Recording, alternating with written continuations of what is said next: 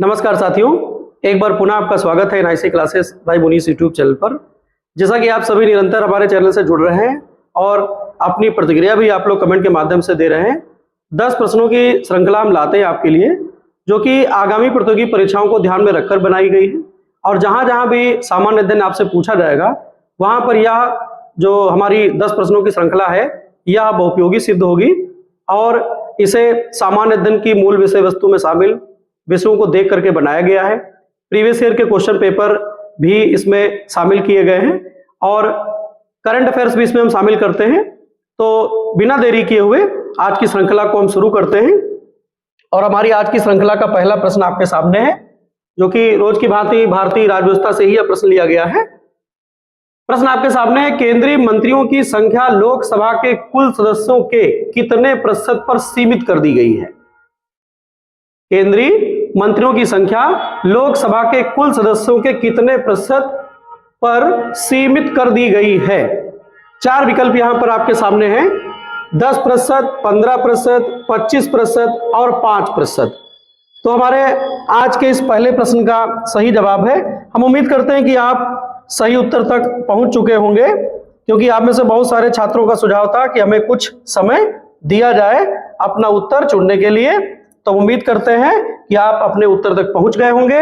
हमारे आज के इस प्रश्न का सही जवाब है 15%। याद रखिएगा, 15%। अब हम प्रश्न को एक बार पुनः पढ़ेंगे।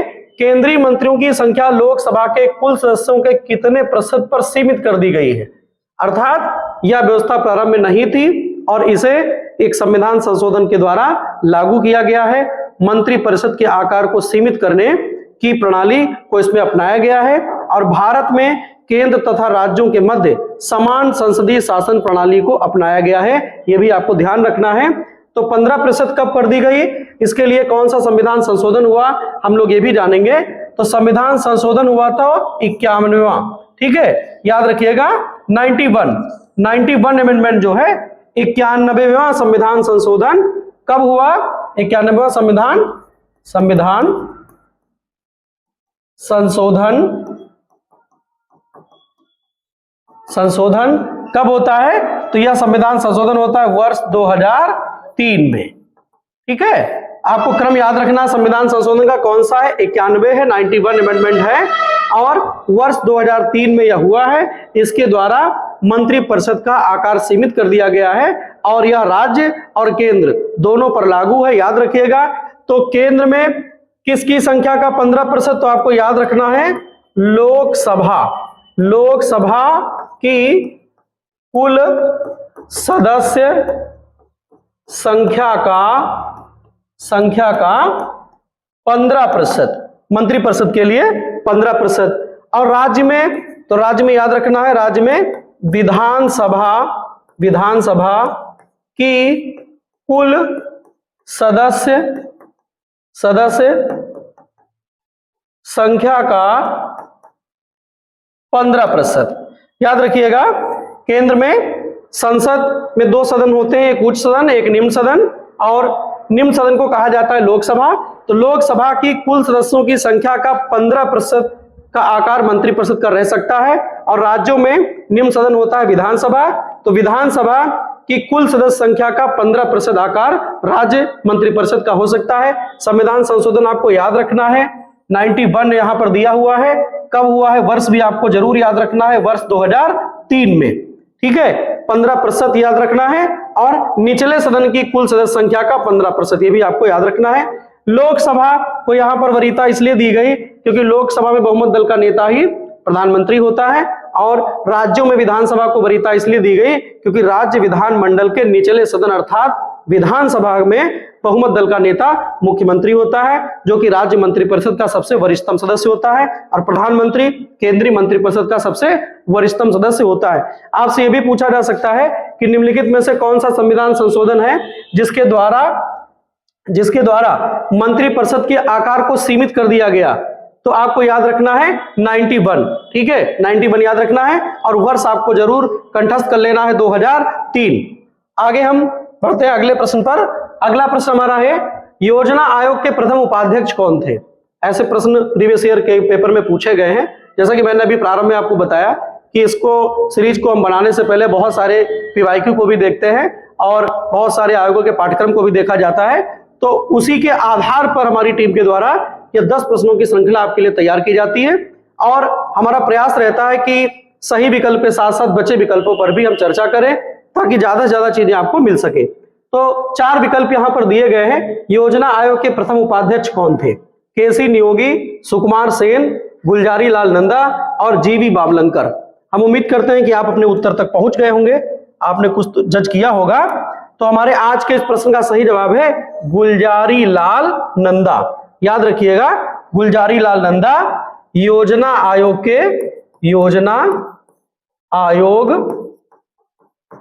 के प्रथम उपाध्यक्ष थे। योजना आयोग के प्रथम उपाध्यक्ष। योजना आयोग का गठन वर्ष 1950 में किया गया था और यह एक गैर संवैधानिक संस्था थी और इसका वर्तमान समय में नाम परिवर्तित करके कर दिया गया है नीति आयोग। 1 जनवरी 2015 के पश्चात इस संस्था का नाम परिवर्तित करके कर दिया गया नीति आयोग। और योजना आयोग का अध्यक्ष कौन होता था? उपाध्यक्ष तो आप जान गए, पहला कौन था? तो गुलजारी लाल नंदा थे। और पहले अध्यक्ष कौन थे? तो योजना आयोग का अध्यक्ष वही बनाया जाता था जो भारत का पदेन प्रधानमंत्री होता था। तो योजना आयोग के पहले अध्यक्ष, योजना आयोग के प्रथम अध्यक्ष पंडित जवाहरलाल नेहरू। ठीक है, याद रखिएगा, पंडित जवाहरलाल नेहरू जो कि भारत के पहले प्रधानमंत्री थे, वो योजना आयोग के पहले अध्यक्ष भी थे, ये भी आपको याद रखना है। और अब हम बचे हुए विकल्पों पर चर्चा करेंगे। केसी नियोगी भारत के प्रथम वित्त आयोग के अध्यक्ष बने। प्रथम वित्त आयोग के अध्यक्ष, याद रखिएगा, प्रथम वित्त आयोग के अध्यक्ष कौन? तो आपको नाम याद रखना है केसी नियोगी।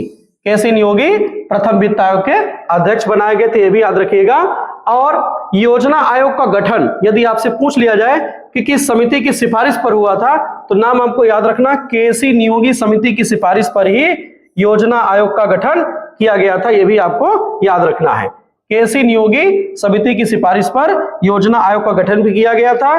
और योजना आयोग एक गैर संवैधानिक संस्था थी जिसका नाम परिवर्तित करके 1 जनवरी 2015 को नीति आयोग कर दिया गया।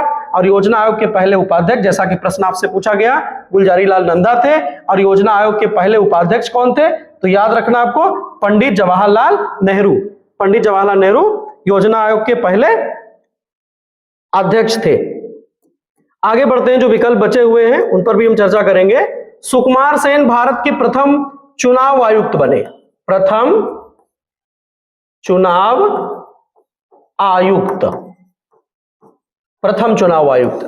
योजना आयोग के पश्चात अगर दूसरी संस्था हम यहां पर जो चर्चा कर रहे हैं कौन है? तो चुनाव आयुक्त। चुनाव आयोग का गठन कब किया गया था? तो याद रखिए 25 जनवरी 1950 ईस्वी को क्या बना था? चुनाव आयोग। यह एक संवैधानिक संस्था है और जिसका वर्णन संविधान के अनुच्छेद 324 में है, यह भी आपको याद रखना है। जीवी मावलंकर, गणेश वासुदेव मावलंकर इनका पूरा नाम था और यह प्रथम लोकसभा अध्यक्ष थे। प्रथम लोकसभा अध्यक्ष थे, याद रखिएगा। आज का प्रश्न पूछा गया था कि योजना आयोग के प्रथम उपाध्यक्ष, तो सही जवाब था गुलजारी लाल नंदा। और योजना आयोग के पहले अध्यक्ष कौन? पंडित जवाहरलाल नेहरू, ये भी आपको याद रखना है। और योजना आयोग का गठन किस समिति की सिफारिश पर किया गया था? तो याद रखिएगा, केसी नियोगी समिति की सिफारिशों को आधार मानकर ही योजना आयोग का गठन मार्च 1950 में किया गया था, जो कि एक गैर संवैधानिक संस्था थी जिसका परिवर्तित नाम 1 जनवरी 2015 से नीति आयोग कर दिया गया है। केसी नियोगी प्रथम वित्त आयोग के अध्यक्ष थे। सुकुमार सेन भारत के पहले चुनाव आयुक्त थे और चुनाव आयोग का गठन 25 जनवरी 1950 को किया गया था। अनुच्छेद कौन सा है? तो आप नोट कर लीजिएगा, 324। अनुच्छेद कौन सा है? 324। और चुनाव आयोग एक संवैधानिक संस्था, यह भी आपको याद रखना है। जीवी मावलंकर, पूरा नाम इनका है गणेश वासुदेव मावलंकर। ये भारत के प्रथम लोकसभा अध्यक्ष थे, जो पहली लोकसभा का गठन हुआ था उसके अध्यक्ष थे जीवी मावलंकर या गणेश वासुदेव मावलंकर। आगे बढ़ते हैं, अगला प्रश्न हमारी आज की श्रृंखला का, जो कि भूगोल विषय से लिया गया है। निम्नलिखित में से कौन सा द्वीप बंगाल की खाड़ी में स्थित है? निम्नलिखित में से कौन सा द्वीप बंगाल की खाड़ी में स्थित है? 4 विकल्प यहां पर आपको दिए गए हैं। अंडमान और निकोबार, ये पहला विकल्प है। दीव, दमन, लक्षद्वीप, दीव दमन और लक्षद्वीप। हम उम्मीद करते हैं कि आप अपने जब आप तक पहुंच गए होंगे तो हमारे आज के इस प्रश्न का सही जवाब है अंडमान निकोबार। अंडमान निकोबार जो द्वीप है यह बंगाल की खाड़ी में स्थित है और इनकी स्थिति क्या है तो भारत के मानचित्र में देखेंगे तो बहुत बड़ी जो विशालकाय जल राशि वहां पर है, जिसे बंगाल की खाड़ी कहते हैं, बे ऑफ बंगाल कहते हैं, ये भी याद रखिएगा। और भारत के दक्षिण पूर्व क्षेत्र में स्थित है और भारत का सुदूर दक्षिणतम बिंदु इंदिरा पॉइंट अंडमान निकोबार द्वीप समूह में ही स्थित है, ये भी याद रखिएगा। अब यहां पर हम लोग जानेंगे अंडमान और निकोबार में क्या अंतर है। अंडमान और निकोबार में क्या अंतर है याद रखिएगा। ये बहुत सारे द्वीपों का समूह है और भारत का एक केंद्र शासित प्रदेश भी है, याद रखिएगा। और यहाँ की राजधानी पोर्ट ब्लेयर, ये भी याद रखिएगा। अंडमान निकोबार द्वीप समूह नामक केंद्र शासित प्रदेश की राजधानी क्या है तो राजधानी इसकी पोर्ट ब्लेयर है। यहां पर हम लोग जानेंगे अंडमान और निकोबार में क्या अंतर है। अंडमान और निकोबार में मूलतः अंतर यह है कि 10 डिग्री उत्तरी अक्षांश, 10 डिग्री उत्तरी अक्षांश रेखा के उत्तर में स्थित द्वीपों को अंडमान कहा जाता है। अंडमान कहा जाता है। 10 डिग्री याद रखिएगा, 10 डिग्री उत्तरी अक्षांश के दक्षिण में स्थित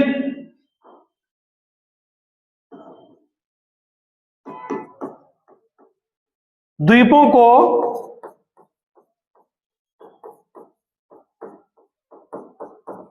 निकोबार द्वीप समूह कहा जाता है। याद रखिएगा, निकोबार द्वीप समूह कहा जाता है।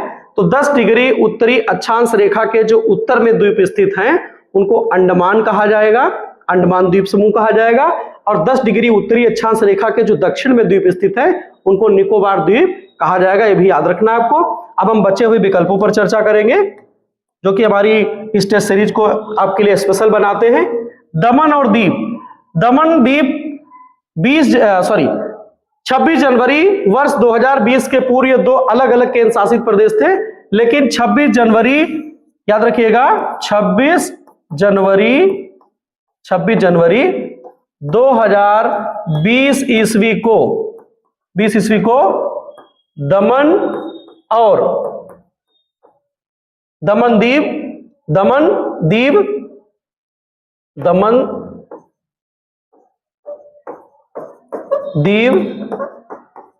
और दादर नगर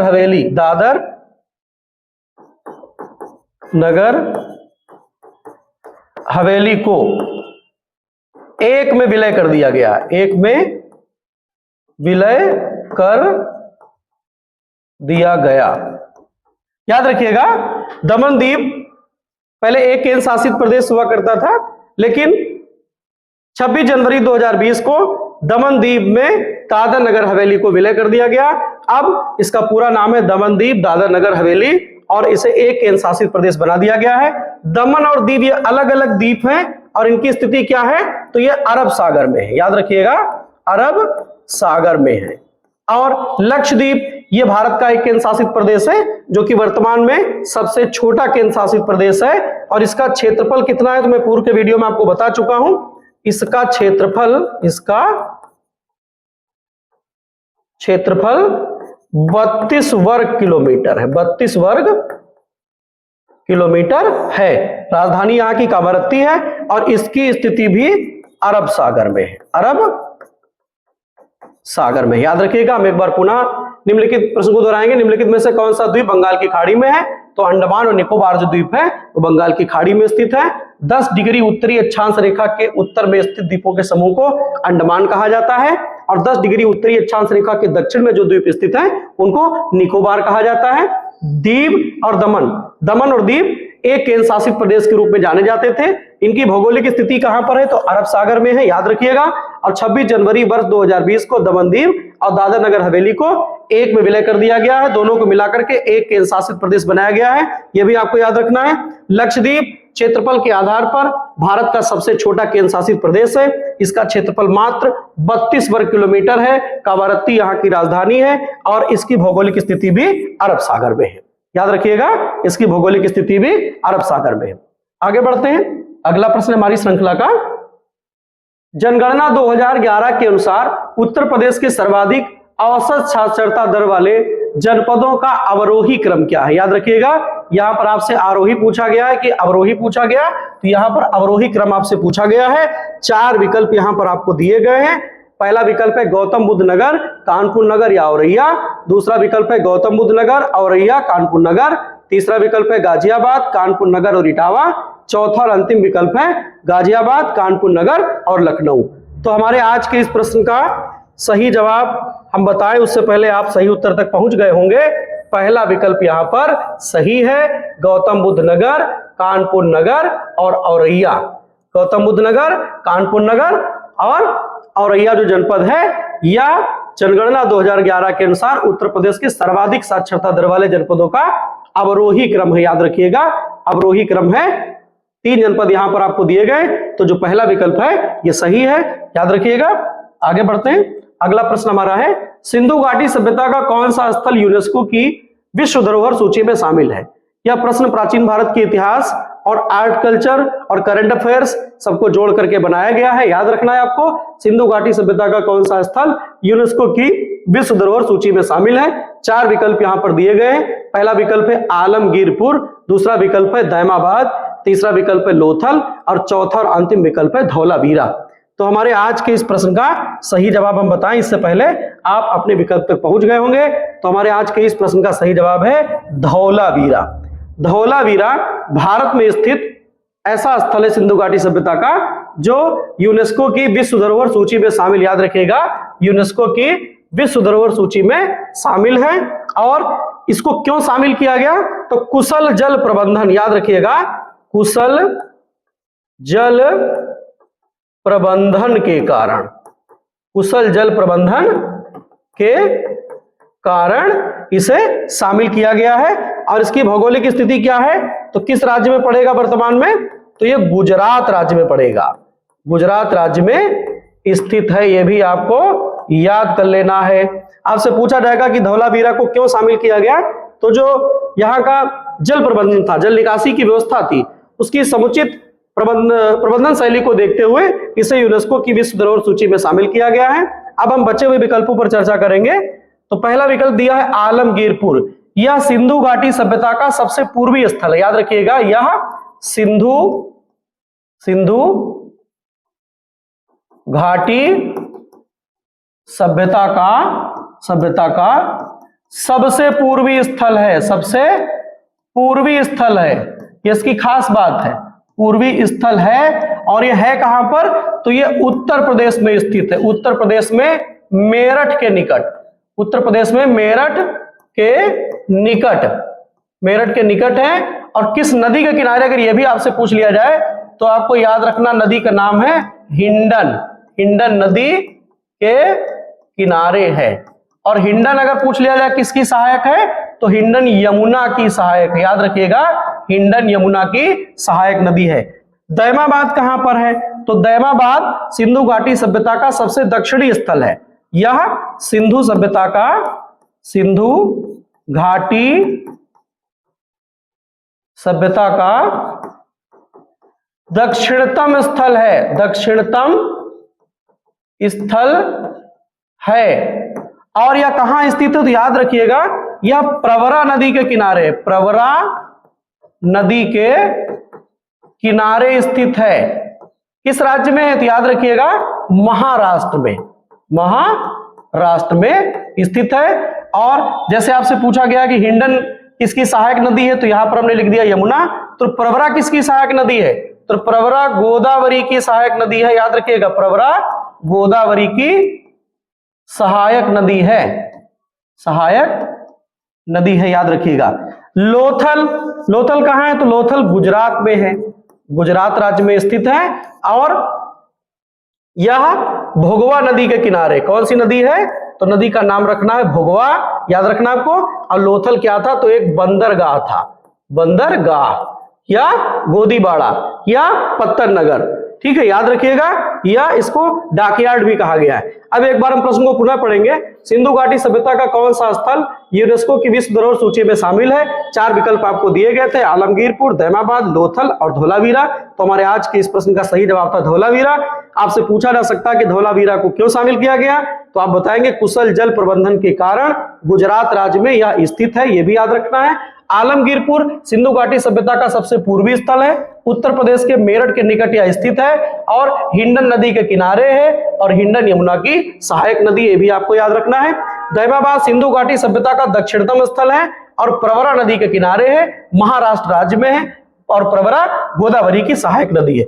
लोथल गुजरात राज्य में स्थित है, भोगवा नदी के किनारे है और सिंधु सभ्यता का यह बंदरगाह या पत्तन नगर था, यह भी आपको याद कर लेना है। आप इसका स्क्रीनशॉट भी ले सकते हैं, अपनी नोटबुक में नोट भी कर सकते हैं और अपने कमेंट के माध्यम से हमें सुझाव भी देते रहिएगा। आगे बढ़ते हैं, अगला प्रश्न हमारा है भारतीय सेना में शामिल पिनाका क्या है? क्या जो प्रश्न है रक्षा प्रौद्योगिकी से लिया गया है और सामान्य अध्ययन में मुख्यतः रक्षा प्रौद्योगिकी से भी प्रश्न आपसे पूछे जाते हैं। भारतीय सेना में शामिल पिनाका क्या है? एक तोप है, बहुनाली रॉकेट प्रणाली है, क्रूज मिसाइल है या युद्धक टैंक है? याद रखिएगा, युद्धक टैंक है। तो हम उम्मीद करते हैं कि आप अपने जवाब तक पहुंच गए होंगे। तो जो पिनाका है वह एक बहुनाली रॉकेट है, याद रखिएगा, मल्टी बैरल रॉकेट, बहुनाली रॉकेट पिनाका है, जिसका शौर्य और पराक्रम कई बार भारतीय सेना के द्वारा प्रदर्शित भी किया गया है, याद रखिएगा।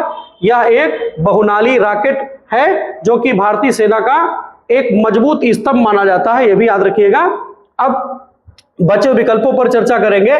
सेना के पास जो बहुत सारी तोप है उनमें सबसे प्रमुख कौन है इस समय? तो होवित्जर, याद रखना है आपको, होवित्जर सेना की सबसे प्रमुख तोप है, होवित्जर है। बोफोर्स है, यह भी आपको याद रखना है, बोफोर्स।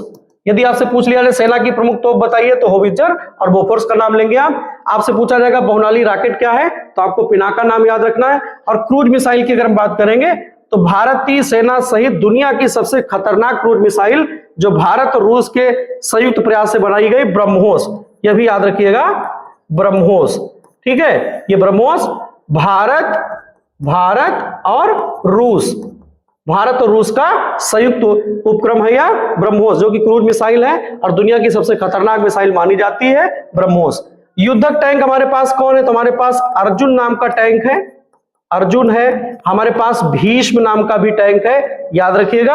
और इसके अलावा भी सेना के पास बहुत सारे घातक हथियार हैं। तो बहुनाली रॉकेट प्रणाली हमारे क्या है? तो आपको याद रखना है पिनाका। आगे बढ़ते हैं, अगला हमारा जो प्रश्न है, वर्ष 1939 में कांग्रेस अध्यक्ष पद से त्यागपत्र देकर निम्नलिखित में से किसने फॉरवर्ड ब्लॉक की स्थापना की थी? 4 विकल्प यहां पर आपको दिए गए, बाल गंगाधर तिलक, महात्मा गांधी, सुभाष चंद्र बोस और विलियम जोन्स। हम उम्मीद करते हैं कि आप अपने उत्तर तक पहुंच गए होंगे।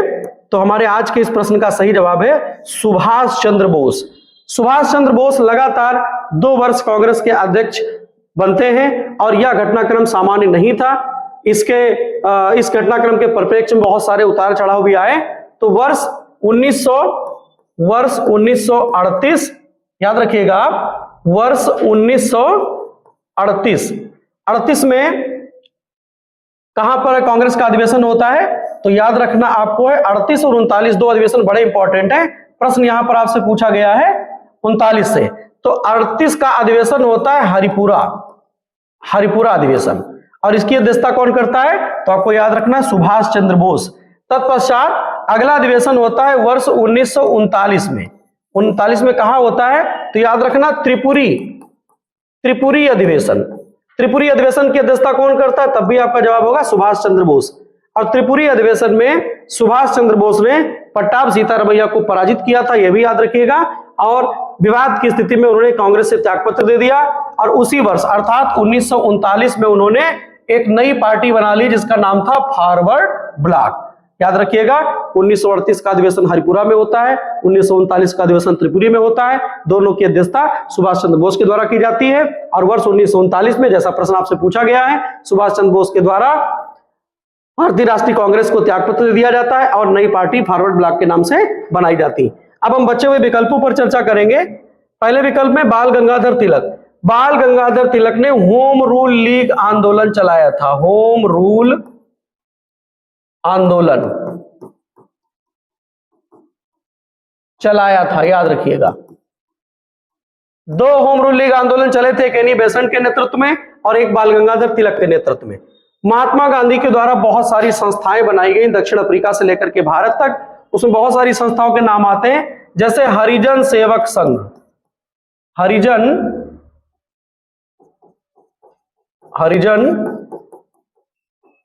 सेवक संघ सहित तमाम संस्थाएं महात्मा गांधी के द्वारा बनाई गई। विलियम जोन्स के द्वारा, याद रखिएगा, 1784 ईस्वी में एशियाटिक सोसाइटी ऑफ बंगाल की स्थापना की गई थी। एशियाटिक सोसाइटी ऑफ बंगाल की स्थापना की गई थी। स्थापना की गई थी, याद रखिएगा। जैसा प्रश्न आपसे पूछा गया था 1939 में कांग्रेस के अध्यक्ष पद से त्यागपत्र देकर निम्नलिखित में से किसके द्वारा फॉरवर्ड ब्लॉक की स्थापना की गई थी? तो जवाब आपका सही हो गया, सुभाष चंद्र बोस। और सुभाष चंद्र बोस लगातार 2 कांग्रेस के अधिवेशन की अध्यक्षता करते हैं, 1938 हरिपुरा और 1939 त्रिपुरी। याद रखिएगा, तत्पश्चात उन्होंने विवाद की स्थिति उत्पन्न हुई, पट्टाम सीतारमैया को पराजित भी किया था और फॉरवर्ड ब्लॉक नाम की पार्टी की स्थापना कर दी। महात्मा गांधी के द्वारा बहुत सारी संस्थाओं की स्थापना की गई, जिनमें से एक है हरिजन सेवक संघ। और विलियम जोन्स के द्वारा 1784 सन आपको याद रखना है, 1784 में एशियाटिक सोसाइटी ऑफ बंगाल की स्थापना की गई थी। यह भी आपको कंठस्थ कर लेना है। आगे बढ़ते हैं। अगला प्रश्न हमारा है, निम्नलिखित में से नवीकरणीय ऊर्जा का स्रोत क्या है? 4 विकल्प यहां पर आपको दिए गए। यह प्रश्न पर्यावरण प्रौद्योगिकी से लिया गया है।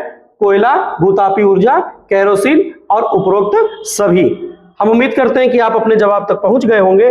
तो हमारे आज के इस प्रश्न का सही जवाब है कि नवीकरणीय ऊर्जा का स्रोत क्या है? तो नवीकरणीय ऊर्जा का स्रोत है भूतापी ऊर्जा, जिसको जियोथर्मल एनर्जी भी कहा जाता है। याद रखिएगा, ऊर्जा के ऐसे संसाधन जिनकी पुनर्प्राप्ति संभव हो, जिनका नवीनीकरण संभव हो, उसे नवीकरणीय ऊर्जा संसाधन के रूप में जाना जाता है। और ऊर्जा के ऐसे संसाधन या ऐसे स्रोत जिनका नवीनीकरण संभव ना हो, जिनका उपयोग करने के बाद उनको दोबारा प्रयोग में न लाया जा सके, उनको अनवीकरणीय ऊर्जा संसाधन के रूप में जाना जाता है।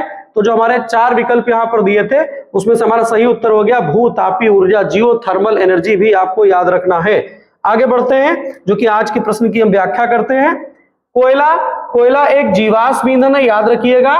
कोयला एक जीवाश्म ईंधन है, ठीक है। कोयला एक जीवाश्म ईंधन है और यह नवीकरणीय ऊर्जा स्रोत के अंतर्गत नहीं आएगा। इसको क्या कहेंगे? अनवीकरणीय। यह एक जीवाश्म ईंधन है और अनवीकरणीय, मतलब इसको प्रयोग में लाने के पश्चात इसको दोबारा इसकी प्राप्ति नहीं की जा सकती है। और केरोसिन क्या है? तो केरोसिन पेट्रोलियम का भाग है। केरोसिन क्या है? तो पेट्रोलियम जिसको मिट्टी का तेल कहते हैं सामान्यतः।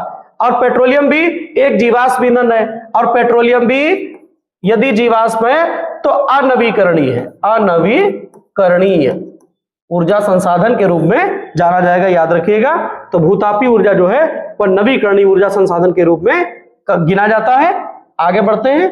अगला प्रश्न हमारी आज की श्रृंखला का है, भारतीय सेना के द्वारा भी हाल ही में ब्रह्मशिरा नामक अभ्यास किया गया है।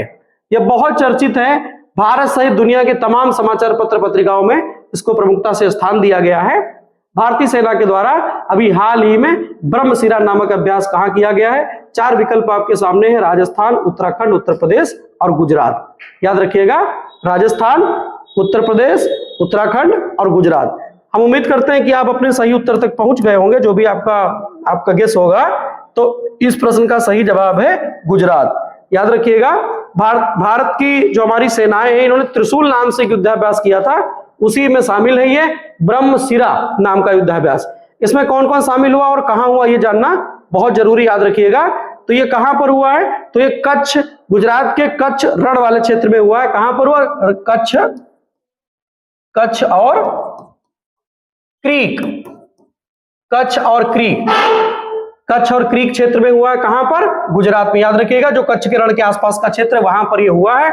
इसमें कौन कौन शामिल हुआ है, तो इसमें हमारी तीनों सेनाएं शामिल हुए हैं। इसमें भारतीय थल सेना, भारतीय थल सेना और भारतीय नौसेना, भारतीय नौसेना और भारतीय वायुसेना, भारतीय वायुसेना और भारतीय तटरक्षक बल, कोस्ट गार्ड जिसको बोलते हैं, भारतीय तटरक्षक बल, कोस्ट गार्ड और बीएसएफ सीमा सुरक्षा बल, सीमा सुरक्षा बल के संयुक्त प्रयास का यह परिणाम है, याद रखिएगा। और भारत के जो तमाम ऐसे देश है जहां से हमारा विवाद चला करता है, उनको साफ संदेश हमारी सेनाओं ने दिया है, अपना शौर्य और पराक्रम दिखाया गया है वहां पर। यह भी आपको याद रखना, गुजरात में हुआ, कच्छ और क्रीक क्षेत्र में हुआ है।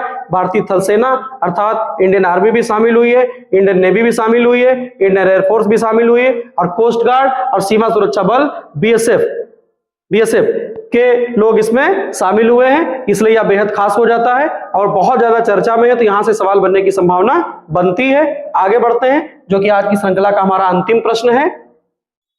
103वें संविधान संशोधन विधेयक 2025 की जांच के लिए संसद की संयुक्त समिति, जिसको जेपीसी कहा जाता है, ज्वाइंट पार्लियामेंट्री कमेटी का अध्यक्ष किसे नियुक्त किया गया है। यह प्रश्न करंट अफेयर्स में भी बहुत ज्यादा ट्रोल कर रहा है, यह भी याद रखना है। आगे आपके स्टैटिक जीके में भी यह पूछा जा सकता है, क्योंकि पॉलिटी से जुड़ा हुआ है और बहुचर्चित है, तो यहां से प्रश्न बनने की संभावना बढ़ जाती है। 4 विकल्प यहां पर आपको दिए गए हैं और चारों में कॉमन यह है कि चारों महिला सांसद हैं। यहां पर नारी सशक्तिकरण को भी यहां पर दर्शाया गया है। बांसुरी स्वराज, निर्मला सीतारमण, अपराजिता सारंगी और डिंपल यादव, याद रखिएगा, अपराजिता सारंगी और डिंपल यादव।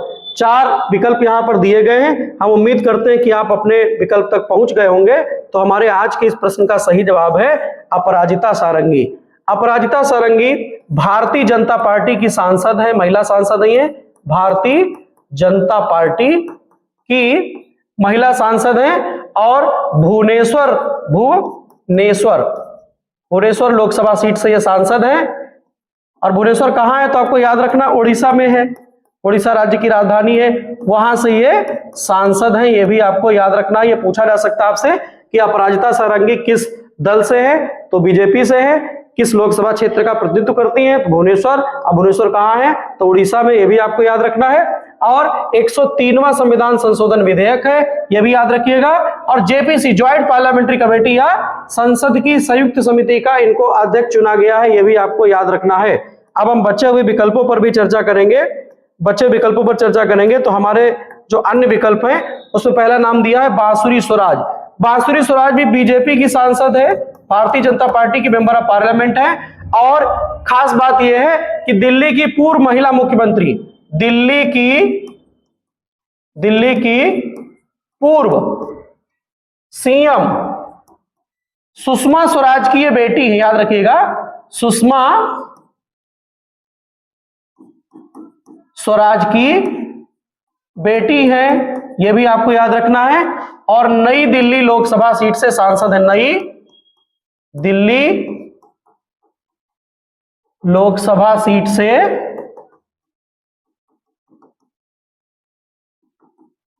सांसद हैं, यह भी इनको याद रखना है, इनका सामान्य परिचय है। और निर्मला सीतारमण भारत की वित्त मंत्री है इस समय, यह भी याद रखिएगा, वित्त मंत्री हैं और राज्यसभा सांसद है, याद रखिएगा, वित्त मंत्री भी हैं और राज्यसभा सांसद भी हैं। इनके दल का नाम क्या है, तो ये भी भारतीय जनता पार्टी से ताल्लुक रखती है।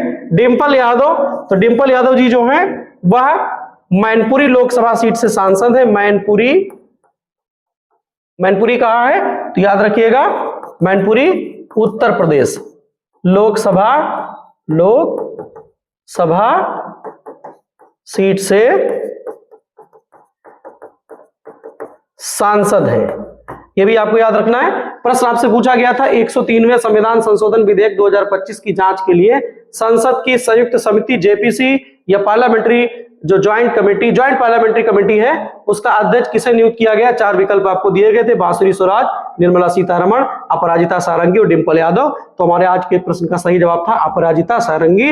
अपराजिता सारंगी भारतीय जनता पार्टी से बिलोंग करती हैं और भुवनेश्वर उड़ीसा से सांसद है। ये भी आपको याद रखना। इनका संसदीय क्षेत्र या राज्य भी आपसे पूछा जा सकता है, इनका दल भी पूछा जा सकता है, तो बीजेपी।